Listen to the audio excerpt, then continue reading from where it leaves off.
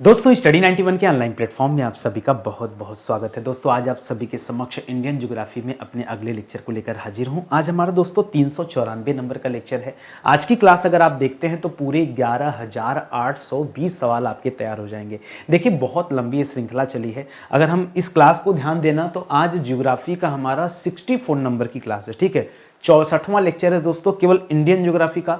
World geography में मैंने पहले ही 100 लेक्चर में आपको क्लास दिया, बहुत विस्तार से मैंने चीज़ों को पढ़ाया है। देखिए कोई भी विषय अगर डिटेल में पढ़ना हो और सीक्वेंस में पढ़ना हो तो आप विजिट कीजिए स्टडी 91 के चैनल पर, जहां आपको एक एक विषय सीक्वेंस में पढ़ाया जाएगा और एक एक टॉपिक आपका कंप्लीट होता जाएगा। ठीक है, तो इसी सेगमेंट में ज्योग्राफी में हम लोग पढ़ना शुरू किए हैं आर्थिक भूगोल। आर्थिक भूगोल के अंतर्गत दोस्तों हम लोग कृषि से संबंधित बहुत सारे सवालों को देख रहे हैं और आज हम सभी भारत की प्रमुख फसलों में गेहूं से संबंधित बातचीत करेंगे। इसके पहले चावल, मैंने कहा ना उत्तर भारत में गेहूं और चावल की खेती बहुत ज्यादा होता है, इसी वजह से सवाल भी बहुत बनते हैं। आप सोचिए ना, छोटा सा टॉपिक है गेहूं और सोचिए मैंने पूरा एक लेक्चर तैयार किया इस गेहूं के ऊपर। ठीक है, बहुत सारे सवाल यहां स्क्रीन पर दिख रहे हैं। आप कोशिश कीजिए इन सवालों का जवाब आपको पता है क्या। अगर 4-6 सवालों का जवाब पता है तो भी मैं मान जाऊंगा कि चैप्टर पे आपकी पकड़ ठीक ठाक है। पहला सवाल, गेहूं किस गेहूं किस जलवायु का फसल है। ठीक है, आपसे सवाल पूछता है, 4 ऑप्शन भी देगा परीक्षा में, बट मैं कोई ऑप्शन नहीं देता, आपको ऐसे ही बताना है। आप एक लाइन में बताओ कि गेहूं जो है किस जलवायु की फसल है, या फिर गेहूं किस कुल का पौधा है, या फिर गेहूं मुख्यतः सर गेहूं का भी प्रकार होता है, हमने तो कभी सोचा ही नहीं था। होता है, गेहूं का भी प्रकार होता है। ठीक है, कितने प्रकार का होता है। जब गेहूं और राई के मध्य संकर कराया गया तो उससे कौन सी प्रजाति का जन्म हुआ, कौन सी किस्म पैदा हुई, ये संकर किसने कराया, किस देश ने कराया, भारत ने या किसी और ने। चर्चा होनी चाहिए ना। अगला सवाल, गेहूं के फसल में लगने वाले रोग कौन कौन से हैं, वो रोग किस कारण लगता है, ऐसे सवाल। विश्व में सर्वाधिक गेहूं उत्पादक देश कौन है, पूरी दुनिया में सबसे ज्यादा गेहूं कौन उत्पादित करता है, प्रति हेक्टेयर के मामले में दुनिया में सबसे ज्यादा गेहूं उत्पादन करने वाला देश कौन सा है। ऐसे तो चीन रट के बैठे हो, लेकिन अगर ये सवाल आ जाए और जवाब आपने चीन दिया तो एक लाइन में जान लो कि आपका उत्तर गलत है। बेशक चीन जो है सर्वाधिक गेहूं उत्पादन करता है, लेकिन यदि आपसे पूछा जाए प्रति हेक्टेयर उत्पादकता, तब दोस्तों आप फ्रांस का नाम लीजिएगा। अब क्लास नहीं देखना है, सब कुछ ऐसे ही समझना है तो कैसे काम चलेगा। उसी तरह से भारत में कौन से राज्य ऐसे हैं जो सबसे ज्यादा गेहूं का उत्पादन करते हैं, और भारत में वो कौन सा राज्य है जहां पर प्रति हेक्टेयर उत्पादन सबसे ज्यादा देखने को मिलता है। ठीक है, इसी तरह से गेहूं में पाया जा रहा प्रोटीन कौन सा, उसका नाम बताइए। गेहूं की कितने किस्में पाई जाती हैं, और कौन सा ऐसा राज्य है जहां गेहूं की खेती नहीं की जाती। मैं भारत की बात कर रहा हूं।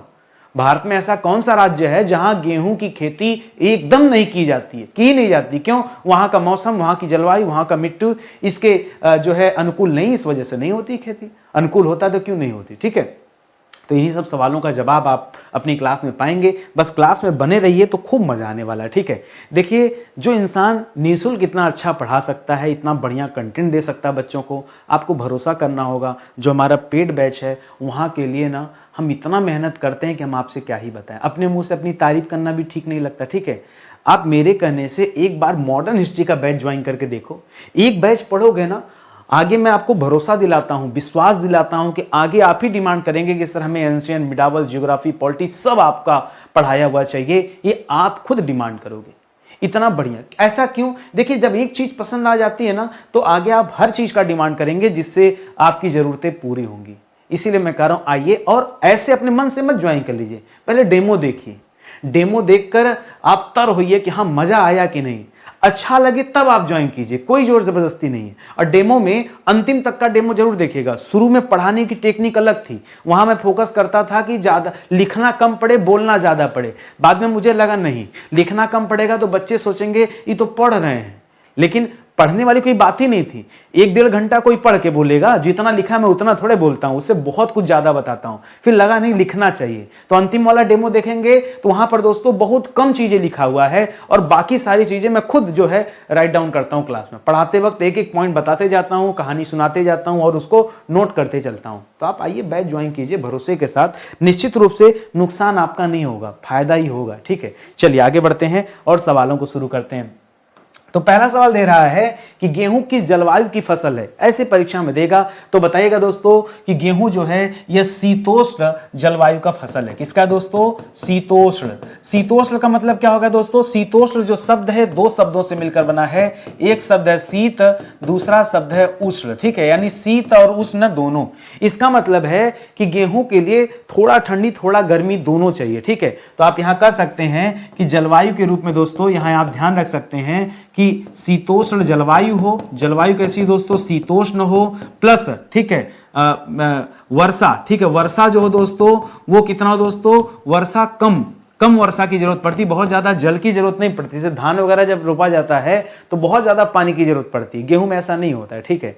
गेहूं में अगर आप देखेंगे तो 80 सेंटीमीटर के आसपास पानी भी मिल जाएगा तो काम इसका चल जाएगा, जबकि ऑन एन एवरेज भारत में जो औसत वर्षा होती है वो 115 से 125 सेंटीमीटर के आसपास होती है, ठीक है। इस तथ्य को आप याद रखेंगे। अगले सवाल पर आइए, कह रहा गेहूं जो है ये किस कुल का पौधा है? क्या दिया दोस्तों? गेहूं का कुल बता दीजिए, किस कुल का है, ठीक है। जैसे हर व्यक्ति का अपना कुल होता है उसी तरह से गेहूं का भी कुल है दोस्तों। यह जो है यह ग्रेमिनी कुल का पौधा है। किस कुल का है दोस्तों?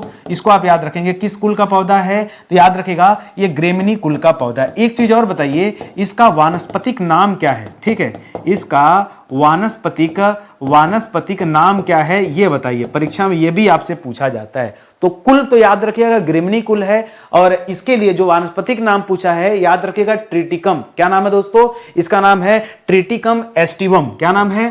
ट्रिटिकम एस्टिवम, ठीक है, ट्रिटिकम एस्टिवम, ठीक है। ये दोस्तों इसका क्या है? वानस्पतिक नाम है, इसको याद रखेंगे। और कुल पूछेगा परीक्षा में तो क्या बताएंगे?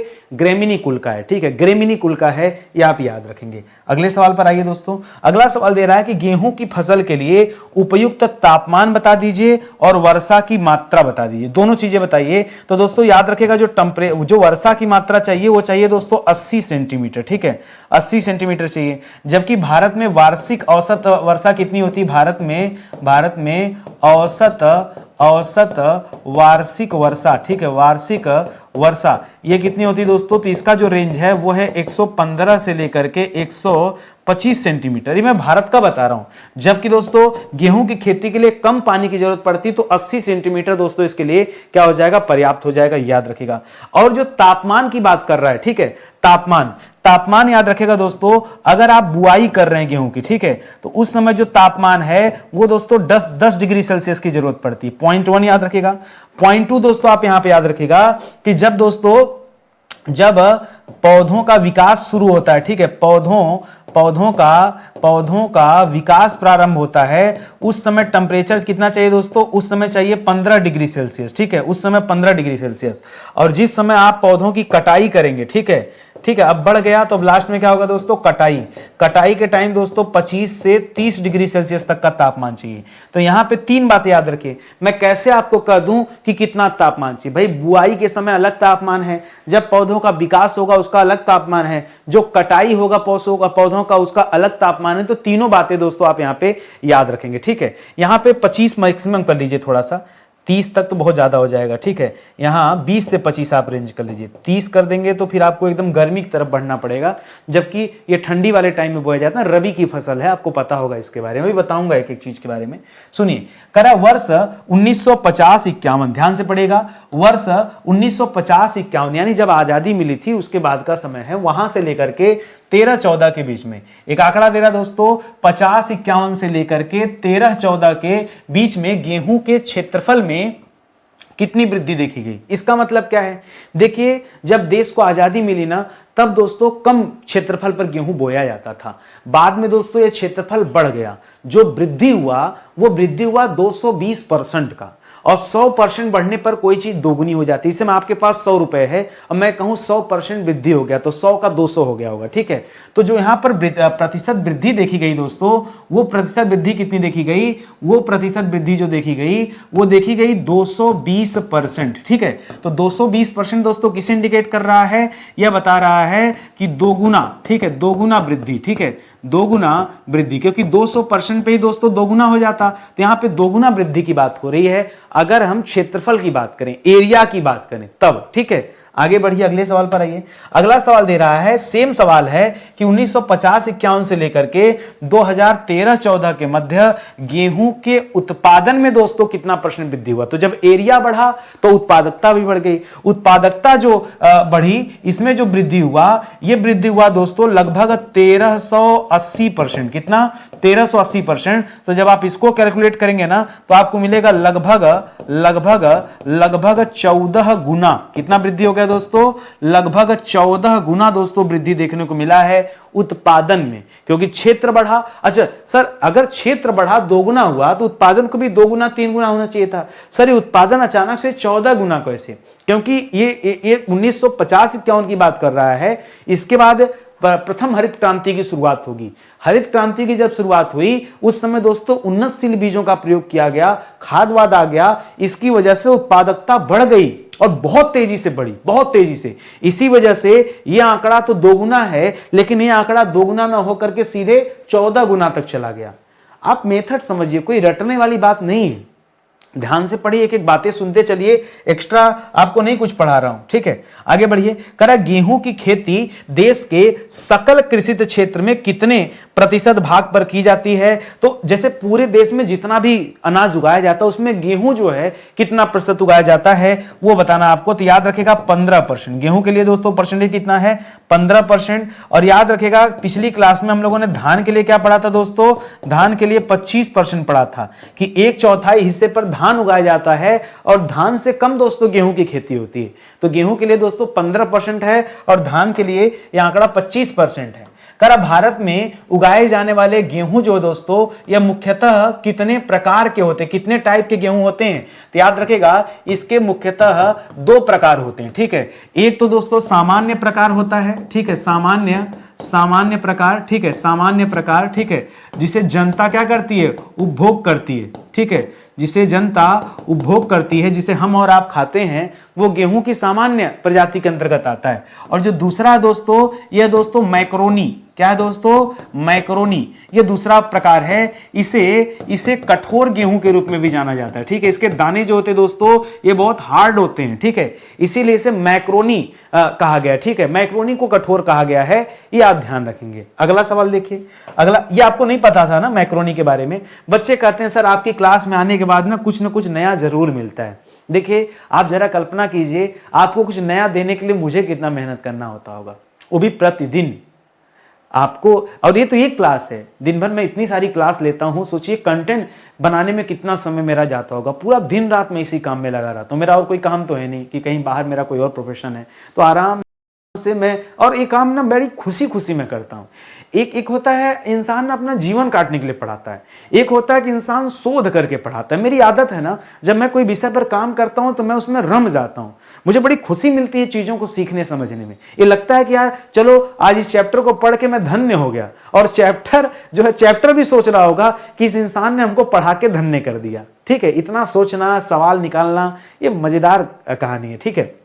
आइए आगे बढ़ते हैं। कह रहा है असिंचित क्षेत्र के लिए गेहूं की उत्तम किस्म क्या है? ठीक है, असिंचित, जहां कम सिंचाई के साधन है, जहां, अब देखिए आपसे पीछे कहा कि दोस्तों अगर गेहूं की उपज आप जो है लगा रहे हैं तो मान के चलिए 80 सेंटीमीटर तक की वर्षा की आवश्यकता होगी।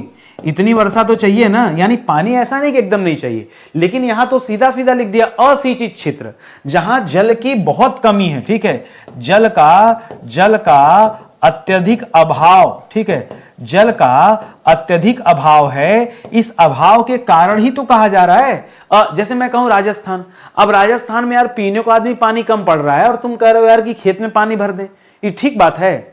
संभव है? उतना बारिश होता वहां, कितना पानी नहर से भेज दिया जाए, बताइए? नहीं संभव है। कर असिंचित क्षेत्र के लिए गेहूं की जो अच्छी क्वालिटी होती है वो कौन सी होती है? वो मैक्रोनी गेहूं का यूज करते हैं, ठीक है, वो इसी मैक्रोनी गेहूं का यूज करते हैं, क्योंकि मैक्रोनी गेहूं दोस्तों एक कठोर भी इसी कारण होता है, ठीक है।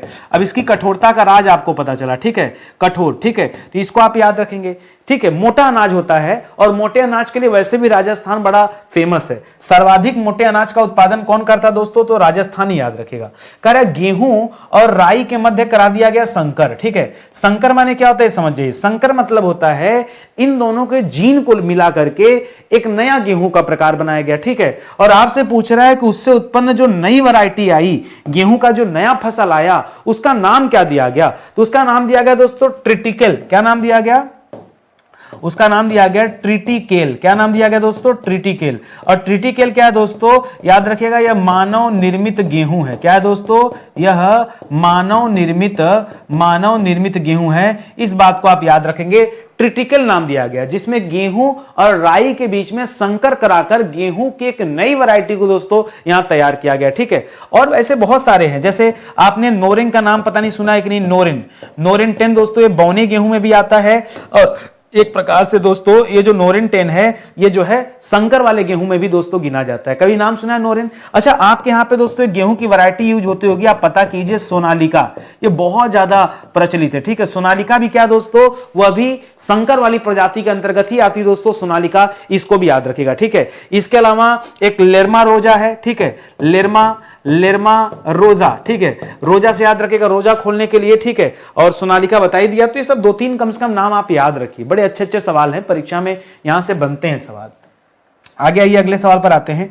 अगला सवाल दे रहा है करनाल बंट और रस्ट को रतुआ भी कहा जाता है। कह रहा है ये किस रोग के फसल है दोस्तों? तो गेहूं की फसल के रोग का नाम है दोस्तों। ठीक है, चलिए ये तो कॉमन सी बात हो गई, लेकिन होता क्या है? ये जो करनाल बंट है इसमें होता क्या है, या फिर जो रस्ट या रतुआ रोग है इसमें क्या होता है? तो बात को समझिएगा। ये जो करनाल बंट के बारे में कह रहा है, करनाल बंट जब होता है ना, तो जो गेहूं है ना उस पे कालापन आ जाता है, उस पे धब्बा आ जाता है, ये उसकी पहचान होती है। ठीक है, इसकी।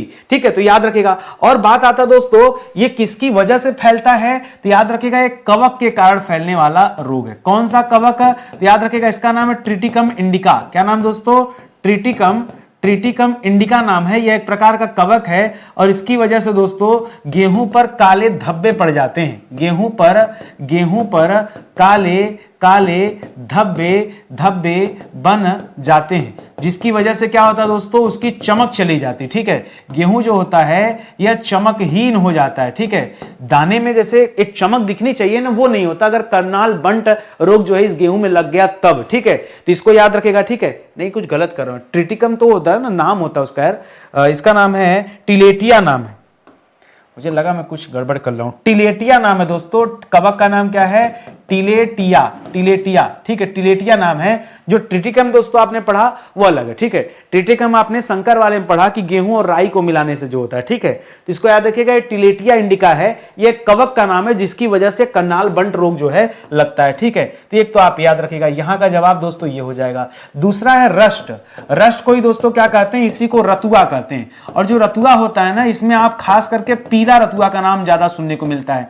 अब ये जो रतुआ होता है ये डंठल में भी लगता है, पत्ती में भी लगता है और दानों में भी लगता है। तो याद रखेगा, डंठल में भी दोस्तों रतुआ रोग लग जाता है, पत्ती जो गेहूं की पत्ती होती है उसमें भी लग जाता है, और जो गेहूं के दाने होते हैं उसमें भी दोस्तों रतुआ ये रोग जो है लग जाता है। ठीक है, और ये जो है किसके वजह से लगता है? तो एक कवक है, उसका नाम है, जरा याद रखेगा, बहुत आसान सा नाम है, इसको किट्ट कवक कहते हैं। क्या कहते हैं? किट्ट। उसका नाम क्या है? किट्ट। वैसे हम लोग दोस्तों किट्ट बुलाते हैं आम बोलचाल की भाषा में, जो वैज्ञानिक हैं उसे पुकीनिया के नाम से जानते हैं। इस कवक को किस नाम से जानते हैं? इस कवक को वे पुकीनिया बुलाते हैं, पुकीनिया। ठीक है, पुकीनिया बुलाते हैं, ये आप याद रखेंगे। लेकिन ज्यादातर जो किसान है ना वो इसे किट्ट कवक के नाम से जानते हैं। रतुआ रोग में ये किट्ट कवक के कारण दोस्तों रोग लगता है, और बहुत ज्यादा पहले डंठल से शुरू होगा, पत्ती दाने सबको बर्बाद कर देता है। ठीक है, पूरी की फसल खराब हो जाती है। चलिए आगे बढ़ते हैं। कह रहा है गेहूं में बौनेपन का जीन दोस्तों क्या है? ठीक है, कौन सा है? इसी तरह दोस्तों धान में बौनेपन का जीन क्या हमने पढ़ा था? धान में बौनेपन का जीन वहां हमने पढ़ा था जया।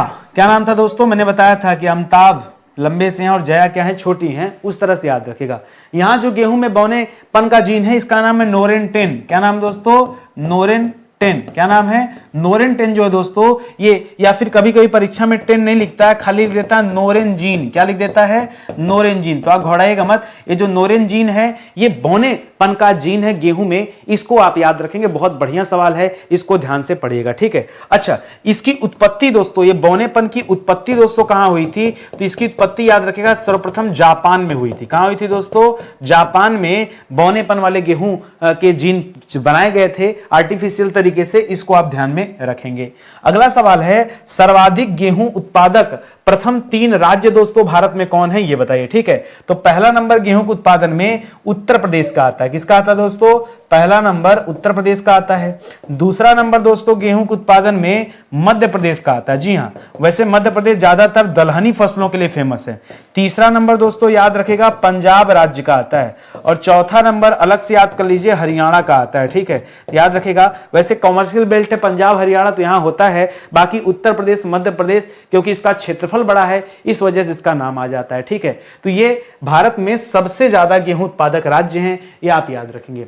अगला सवाल दे रहा है, करा गेहूं की बुआई वाले जो क्षेत्र हैं उस आधार पर प्रथम 3 राज्य कौन है? देखिए, चाहे उत्पादन पूछे चाहे बुआई पूछे, ठीक है, क्योंकि उत्तर प्रदेश दोस्तों सबसे ज्यादा गेहूं का उत्पादन करता है, इसका मतलब यहां गेहूं बोया भी खूब जाता है। दूसरे नंबर पे याद रखेगा, अब हम वहां पढ़े थे दूसरे नंबर पे मध्य प्रदेश, ठीक है, लेकिन मध्य प्रदेश को छोड़ करके एक नया आंकड़ा आप यहां पे लिख लीजिएगा, पंजाब और हरियाणा, ठीक है, पंजाब और हरियाणा, ठीक है, पंजाब हरियाणा, बाकी मध्य प्रदेश वगैरह बाद में लिख लीजिएगा, ठीक है। तो बुआई के मामले में दोस्तों इन लोगों का शीर्ष स्थान है, इसको आप याद रखेंगे। कर विश्व में सर्वाधिक गेहूं उत्पादक देश कौन से हैं? जो वर्ल्ड में दोस्तों सबसे ज्यादा गेहूं उत्पादन करते हैं वो कौन से हैं दोस्तों? तो नंबर 1 पर दोस्तों कौन सा देश है? चीन आता है। नंबर 2 पर दोस्तों कौन सा आता है? भारत आता है। और चावल उत्पादन में भी यही दोनों आते हैं, चावल में भी पहला स्थान चीन का है, दूसरा स्थान भारत का है, ठीक है। तीसरे स्थान पे दोस्तों कौन सा आता है? तो याद रखेगा यूएसए यानी अमेरिका, यूएसए यानी संयुक्त राज्य अमेरिका, ठीक है, संयुक्त राज्य अमेरिका जो दोस्तों इसका स्थान क्या है? तीसरा है। चौथे पे कनाडा, इसको रोके, लेकिन नहीं, चौथे पे मत लिखिए भाई, चौथे पे है, तीसरे पे रूस है, उसको तो मैं भूल ही गया, रूस।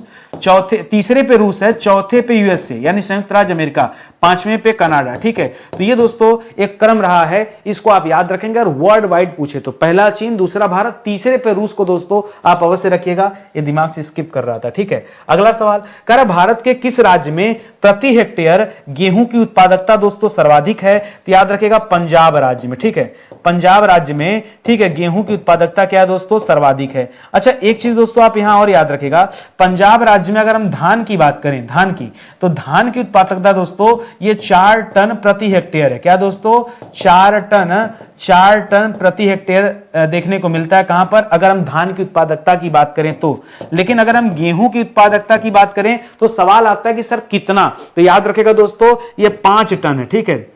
ये कितना है? वो 4 टन था, ये 5 टन है, ठीक है। 5000 किलो को 5 ही टन कहा जाएगा ना, ठीक है। तो याद रखेगा दोस्तों 5 टन प्रति हेक्टेयर, ठीक है, 5 टन प्रति हेक्टेयर ये दोस्तों उत्पादकता है। यहां 4000 किलो लिख लीजिए, ठीक है। इतना हो सकता है परीक्षा में केजी में दे दे, तो इसी के आसपास है। और 5 टन मतलब क्या हो जाएगा दोस्तों? ये 5000 किलो हो जाएगा, ठीक है। देखिए एकदम एग्जैक्ट नहीं बता रहा हूं, मैं लगभग का आंकड़ा दे रहा हूं।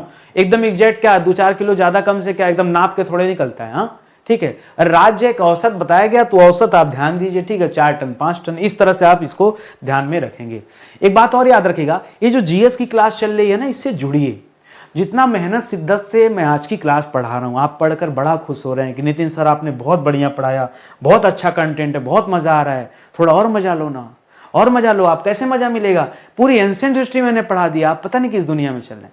पूरा मिडावल, पूरा मॉडर्न, 150 लेक्चर में पढ़ा दिया भैया। 150 लेक्चर मायने नहीं रखता क्या आपके लिए? बताइए, इसको मैंने 150 लेक्चर में पढ़ा दिया, ठीक है। उसी तरह से जो अपना संविधान है इसको 80 लेक्चर में पढ़ा दिया, जो वर्ल्ड ज्योग्राफी है इसको 100 लेक्चर में पढ़ा दिया। इतना विषय, ये 5 बड़े विषय तो ऐसे ही पढ़ा चुका हूं। और इंडियन ज्योग्राफी की क्लास दोस्तों अभी चली रही है, ठीक है। आज देखें आप, आज आपकी 64वीं क्लास थी ना, 64वीं, अभी आगे बहुत क्लास आएगी जब तक ये विषय पूरी तरह समाप्त नहीं हो जाता। और सवाल भी कितना दोस्तों? तो 11800 से अधिक सवाल दोस्तों आपको पढ़ा दिए गए। अब ये सब कुछ आपको फ्री में दिया जा रहा है। अब इससे ज्यादा, इससे सिस्टमैटिक आपको कौन क्या दे देगा, मुझे तो यही नहीं समझ में आता भाई। इससे ज्यादा सिस्टमैटिक कैसे आपको पढ़ाया जा सकता है? मैं तो एक भी टॉपिक नहीं छोड़ रहा हूं, और आपकी इच्छा भी होती सीरियल से पढ़ने का, तो आप आइए, जुड़िए और पढ़िए, तैयारी कीजिए, ये आपके लिए ज्यादा बढ़िया है। ठीक है, अगले सवाल पर आइए। करा विश्व के किस देश में प्रति हेक्टेयर गेहूं की उत्पादकता दोस्तों सर्वाधिक है? प्रति हेक्टेयर, जैसे अभी राज्य पूछा था ना, यही परीक्षा में अभी दोस्तों पीछे जो सवाल था वो राज्य के बारे में पूछा था, तो राज्य पूछा था तो हमने पंजाब बता दिया। ठीक है, पंजाब बता दिया, और हमने गेहूं चावल दोनों बताया। पंजाब के लिए जो गेहूं की उत्पादकता थी दोस्तों 5 टन थी। ठीक है, 5 टन प्रति हेक्टेयर थी। ठीक है, 5 टन प्रति हेक्टेयर। धान के लिए दोस्तों जो इसकी उत्पादकता है वो थी दोस्तों 4 टन प्रति हेक्टेयर। ठीक है, लेकिन दोस्तों अब तो देश की बात कर दिया, तो देश की बात करें ना तो बताइएगा फ्रांस देश है। कौन सा देश है? फ्रांस। राजधानी इसकी पेरिस है, फ्रांस। यहां पर दोस्तों याद रखेगा 6800 किलोग्राम प्रति हेक्टेयर। ठीक है, प्रति हेक्टेयर, यानी 6.8 टन की बात कर रहा है। ठीक है, यह इतने हेक्टेयर दोस्तों यहां उत्पादन होता है। ठीक है, इस वजह से दोस्तों चीन भले आगे हो, चीन में सबसे ज्यादा गेहूं दोस्तों भले उत्पादित होता हो, लेकिन प्रति हेक्टेयर अगर आप पूछेगा तो आप जापान ही बताइएगा। अगर इसको छोड़ करके आपने कुछ भी कहा तो जान लीजिए नंबर तो आपके कटने हैं। बाकी कौन बच्चा क्या करता है अपने से क्या मतलब, आप स्टडी 91 पे हैं, मुझे आपसे मतलब है कि नहीं, आप इन चीजों को जानिए। अगला सवाल, करा हरित क्रांति का सबसे अनुकूल प्रभाव किस फसल पर पड़ा? ठीक है, तो अगर फसल पूछे दोस्तों तो याद रखिएगा इसका महत्वपूर्ण प्रभाव दोस्तों गेहूं और धान पर पड़ा है। किस पर पड़ा है? गेहूं और धान। इसकी वजह से दोस्तों गेहूं और धान का उत्पादन क्या हुआ है? बढ़ा है। और किसका उत्पादन कम हुआ है? तो मोटे अनाजों का उत्पादन कम हुआ है। ठीक है, एक सवाल दोस्तों आप और याद रखिएगा, हरित क्रांति की शुरुआत भारत में कब हुई? ठीक है, शुरुआत भारत में कब हुई? अब इसके लिए 3 उत्तर आपको मिलता है। पहला उत्तर मिलता है 1960 के दशक में, ऐसा लिखा हुआ मिल जाएगा। दशक मतलब ये 1961 से लेकर 70 के बीच में हुआ, ऐसे बोल देगा। कभी कभी दोस्तों टाइम पूछेगा तो बताएगा 1965 ईस्वी, ये भी दे देता है, और कभी कभी दोस्तों दे देता है 66-67 ईस्वी। ये 3 जवाब मिलता है, और मैं कह रहा हूं तीनों याद रखिए। ये टाइम पीरियड था एम.एस. स्वामीनाथन जी का, उन्होंने ही भारत में हरित क्रांति की शुरुआत किया था, इसलिए उन्हें हरित क्रांति का जनक भी कहा जाता है। तो इसको याद रखेगा, शुरुआत को लेकर के ये आंकड़े जो मैं आपको दे रहा हूं एकदम परफेक्ट है। करा गेहूं में पाया जाने वाला दोस्तों प्रोटीन कौन सा है ये बताइए? तो गेहूं में दोस्तों याद रखेगा ग्लूटेन नाम का प्रोटीन मिलता है। क्या मिलता है दोस्तों? गेहूं में ग्लूटेन मिलता है, और ऐसा नहीं कि खाली गेहूं में मिलता है। ठीक है, ये दोस्तों गेहूं में भी मिलता है, ये दोस्तों जौ में भी मिलता है, ये दोस्तों राई में भी मिलता है। मैं आज आपको गेहूं पढ़ा के चला जाऊं, कल परीक्षा में देते कि जौ में बताइए कौन सा प्रोटीन मिलता है, उसके बाद बच्चा परेशान कहेगा सर आप तो बताए नहीं। अरे भैया गेहूं, जौ, राई, इन तीनों में ग्लूटेन नाम का प्रोटीन मिलता है, इस बात को आप याद रखिएगा। करा गेहूं में पाए जाने वाले तत्व दोस्तों कौन से, कौन कौन सा एलिमेंट पाया जाता है दोस्तों? तो जो सबसे जरूरी दोस्तों 1 नंबर पे वो है दोस्तों कार्बोहाइड्रेट। क्या दोस्तों? कार्बोहाइड्रेट। दोस्तों जो शुगर के पेशेंट है ना, जिन्हें मधुमेह रोग हुआ है, उनको लगता है कि चावल में दोस्तों सबसे ज्यादा कार्बोहाइड्रेट होता है, बाकी चाप के गेहूं की रोटियां खाए लो। हाँ, अरे भैया गेहूं के अंदर भी दोस्तों भयानक 60 से 70% तक दोस्तों कार्बोहाइड्रेट पाया जाता है। अगर मैं परसेंटेज की बात करूं तो आधा से ज्यादा दोस्तों उसमें क्या है? कार्बोहाइड्रेट है। कितना? तो याद रखेगा 60 से लेके 70% तक दोस्तों ये कार्बोहाइड्रेट पाया जाता है। और रही बात और क्या क्या पाया जाता है, तो बहुत सारे लोगों को नहीं पता है कि प्रोटीन दाल के अलावा ना गेहूं में भी मिलता है। 8 से 10% प्रोटीन दोस्तों यहां होता है। कितना? 8 से 10% प्रोटीन भी दोस्तों गेहूं में पाया जाता है। इसी तरह से बहुत सारे लोगों को लगता है कि फैट खाली तेलवा से फैट बढ़ता है, नहीं, गेहुआ में भी फैट है। 1 से 2% दोस्तों यहां फैट पाया जाता है। फैट मतलब वसा हो गया, या 1 से 2% तक है। तो ये बाकी अन्य में आप और कुछ लिख लीजिए। बाकी अन्य में दोस्तों खनिज वगैरह भी अनेक तरह के पाए जाते हैं, तो ये सब याद रखेंगे। ठीक है, मुख्य रूप से जो तत्व है उसे आप जरूर याद रखिए। बात समझ में आ रही ना? चलिए आगे बढ़ते हैं। अगला सवाल दे रहा दोस्तों कि ऑस्ट्रेलिया एक देश है दोस्तों, ठीक है, और अलग से सबसे छोटा महाद्वीप में भी उसे काउंट करते हैं। तरह ऑस्ट्रेलिया के किस प्रांत में गेहूं की खेती दोस्तों सबसे ज्यादा होती है? तो याद रखेगा ऑस्ट्रेलिया में एक तो न्यू साउथ वेल्स का नाम सुना होगा आपने, न्यू साउथ वेल्स का नाम सुना होगा, और एक पश्चिमी ऑस्ट्रेलिया का नाम सुना होगा। ठीक है, पश्चिमी ऑस्ट्रेलिया। ये दोनों ऐसे हैं दोस्तों स्थान जहां बहुत ज्यादा मात्रा में दोस्तों गेहूं का उत्पादन किया जाता है। अगर मैं ऑस्ट्रेलिया प्रांत की बात करूं तो ये 2 जगह का नाम आप याद रखेंगे, एक न्यू साउथ वेल्स, एक पश्चिमी ऑस्ट्रेलिया, ये दोनों आपके लिए इंपॉर्टेंट है।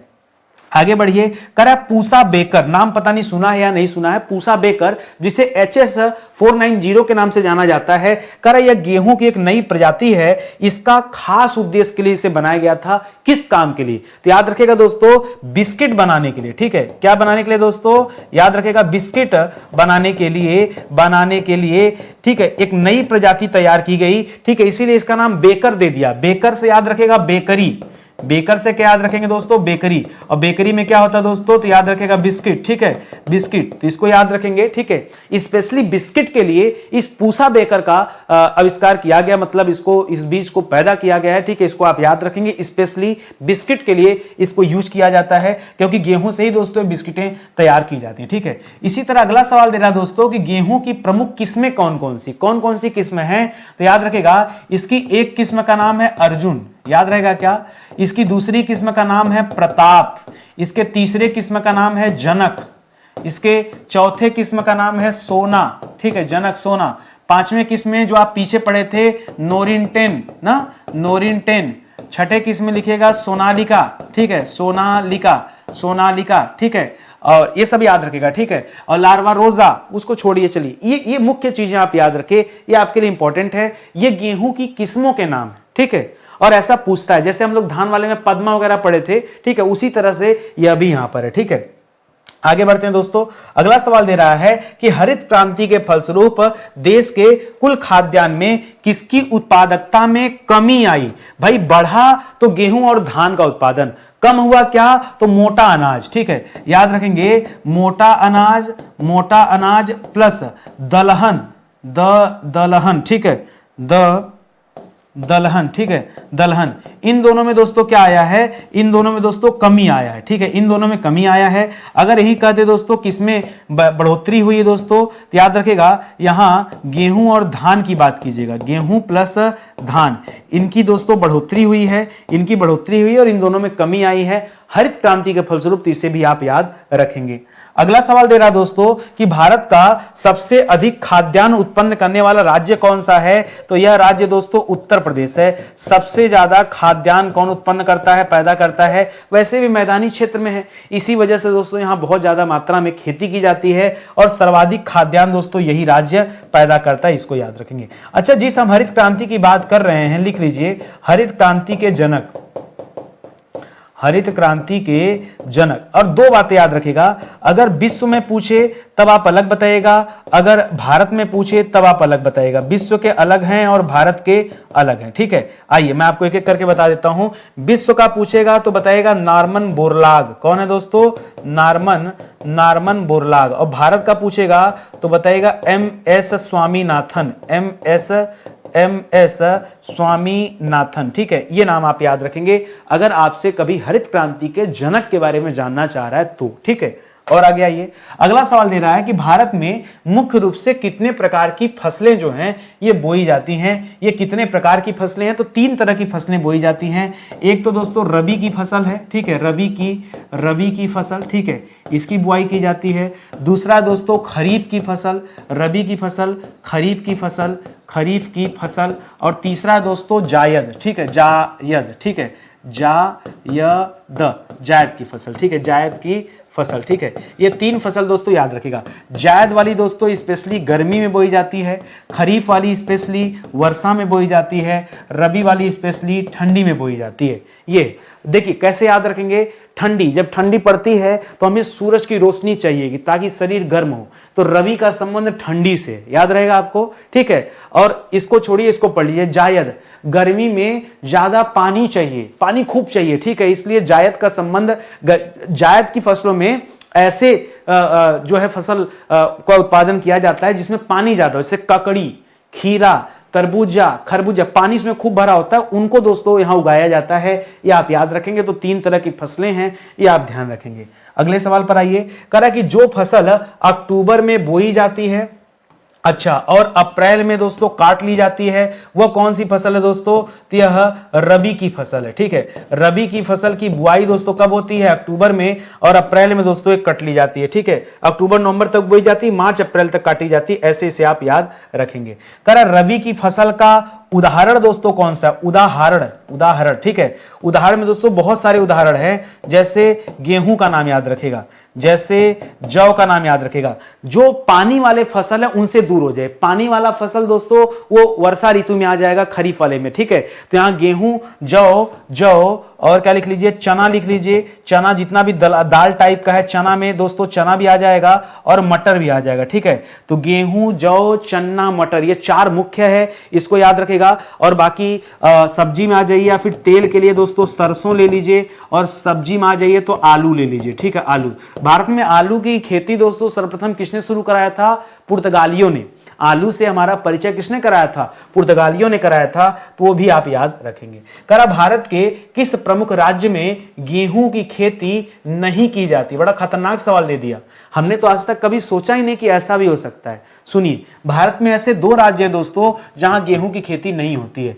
एक राज्य है दोस्तों आंध्र प्रदेश, एक राज्य आंध्र प्रदेश जहां गेहूं की खेती नहीं होती है, और दूसरा राज्य दोस्तों तमिलनाडु, साउथ में ये दोनों हैं। ठीक है, यहाँ की मिट्टी और इन्वायरमेंट ये दोनों दोस्तों गेहूं के अनुकूल नहीं है, इस वजह से इनकी खेती एकदम नहीं की जाती। यहाँ पे इस तथ्य को याद रखेंगे। करा भारत में हरित क्रांति की शुरुआत कब हुई दोस्तों? तो कब के लिए मैंने आपको 3 उत्तर दिया था। पहला 1960 के दशक में, क्या बताया था दोस्तों? 1960 के दशक में। दूसरा 1965 ईस्वी में। तीसरा 1966-67 ईस्वी के दौरान। ये 3 बातें दोस्तों आप याद रखेंगे। मुझे नहीं पता कि आपसे आपके परीक्षा में क्या पूछ लिया जाए। हाँ, एक चीज और बता दूंगा, अगर पंचवर्षीय योजना पूछेगा, ठीक है, कि किस पंचवर्षीय योजना में इसे शुरू किया गया था, तो बता दीजिएगा तृतीय पंचवर्षीय योजना के अंतर्गत दोस्तों इसे स्टार्ट किया गया था। ठीक है, चलिए आगे बढ़ते हैं, अगले सवाल पर आते हैं। अगला सवाल है, भारत में द्वितीय हरित क्रांति की शुरुआत दोस्तों कब हुई? एक हरित क्रांति तो आई थी, द्वितीय हरित क्रांति की दोस्तों शुरुआत कब हुई? पुनः दोस्तों आपका 2-3 जवाब यहां पे तैयार है। द्वितीय हरित क्रांति कुछ लोग कहते हैं 1970 के दशक के मध्य से 1980 के दशक के मध्य तक। ठीक है, यानी सीधे सीधे इस बात का तथ्य क्या दोस्तों इससे समझ में आ रहा है, इसको अलग पेन से लिख दे रहा हूं ताकि हाईलाइट हो। ठीक है, इससे समझ में आ रहा है कि संभवतः 1975 से लेकर के 1985 ईस्वी की बात कर रहा है। तो एक उत्तर तो आपका ये हो गया, दूसरा उत्तर ये हो गया। तीसरा उत्तर क्या कहता है, जरा ये समझ लीजिए। तीसरा उत्तर कहता है कुछ लोग इससे भिन्न 95-96 में चले गए। ठीक है, तो वो कहते हैं दोस्तों ये 95-96 छोड़िए, कुछ लोग कहते हैं 1983-84, गूगल कीजिए तब समझ में आएगा। और कुछ लोग कहते हैं 1995-96, कुछ लोग नहीं, गूगलवा कहता है 2000 में 8 अप्रैल सन 2000 को आया। अरे बाप रे बाप। ठीक है, क्या कहता है? 8 अप्रैल सन 2000 को। और ऊपर से एक लाइन और याद रखेगा, मनमोहन सिंह को क्या कहा जाता है? इन्होंने बताया, मतलब हरित क्रांति, द्वितीय हरित क्रांति के बारे में बताया, इसलिए इनको जनक कह दिया जाता है। द्वितीय हरित क्रांति का जनक किसे कह दिया जाता है? मनमोहन सिंह जी को कह दिया जाता है। ठीक है, तो ये पॉइंट भी आप याद रखेंगे। बहुत सारे बच्चे कंफ्यूज हो रहे होंगे, आप करिए गूगल, अलग अलग किताबों में जाइए, आपको इतने तरह के जवाब मिलेंगे। ठीक है, देखिए ये संक्रमण की वजह से होता है। किसकी वजह से होता है? संक्रमण की वजह। संक्रमण माने समझते क्या होता है? अचानक से कुछ नहीं शुरू हो जाता, धीरे धीरे परिवर्तन होता है। तो इस वजह से दोस्तों इतने सारे उत्तर आपको नजर आ रहे हैं। आप परेशान मत हुइए, बस जितना पढ़ाया जा रहा है सब सही है भाई, भरोसा कीजिए। हमने शोध, मुझे क्या मजा आ रहा है क्या मैं 4 उत्तर आपको बताऊं? मैं ऐसा काम करता हूं। मैं केवल ये नहीं चाहता कि आप कंट्रोवर्सी में फंसिए या मैं कंट्रोवर्सी में फंसूं। मैं अभी बता के चला जाऊं 1970 के दशक के मध्य से 1980 के दशक के मध्य तक। तब तक लड़का लेके, सर देखिए 1995-96 दिया, आप सर क्या करेंगे? सर कभी उसको साबित नहीं कर पाएंगे। नहीं, हम तो यही मानेंगे। ये नितिन सर को आता नहीं, हिंदी के मास्टर ने झूठे जीएस पढ़ाने आ गए। अब बताइए, अब एक लड़का गूगल, सर ये तो सन 2000 बता रहा है। आप करो ना, हम ही क्यों गूगल सर्च करें, आप भी करो। हमने जब इस प्रश्न को शोध किया, जब उत्तर इसका देखा यार, अलग अलग किताब, अलग अलग लोग, अलग अलग व्याख्या। हमने कहा एक काम करो, बच्चों को सब बता दो, बच्चा सब कुछ पहले से जानता है। ताकि जब आप किसी से कहेंगे कि भैया ये चीजें ऐसे ऐसे बताई गई हैं, सामने वाला कहेगा हाँ यार इसको नॉलेज तो है। अब मुद्दा तो यही है कि हमें सीखना है, नॉलेज कितना ही जरूरी है। ठीक है, चलिए आज का सेशन ही समाप्त होता है। देखिए स्टडी 91 के प्लेटफॉर्म से हमने जो कोर्स बनाए हैं ना, बहुत मन से बनाए हैं। आप एक बार भरोसा कीजिए, विश्वास कीजिए, ज्वाइन कीजिए। आप जिस भी परीक्षा की तैयारी कर रहे हो या जिस भी विषय की तैयारी कर रहे हो, आप एक मौका दीजिए, हमारे साथ जुड़िए, पढ़कर देखिए, क्वालिटी आपको अपने आप समझ में आएगी कि कितनी अच्छी क्वालिटी है। जो इंसान मुफ्त में इतना मेहनत करेगा तो अपने पेट बैच के लिए तो मेहनत हम करेंगे, इतना समझ तो आपको होना चाहिए। ठीक है, तो चलिए मिलते हैं अगले लेक्चर में, तब तक के लिए बहुत बहुत धन्यवाद आप सभी का। जय हिंद, जय Bharat, thank you so much. अच्छा लगा हो तो लाइक कमेंट जरूर कीजिएगा, यही आपसे निवेदन है।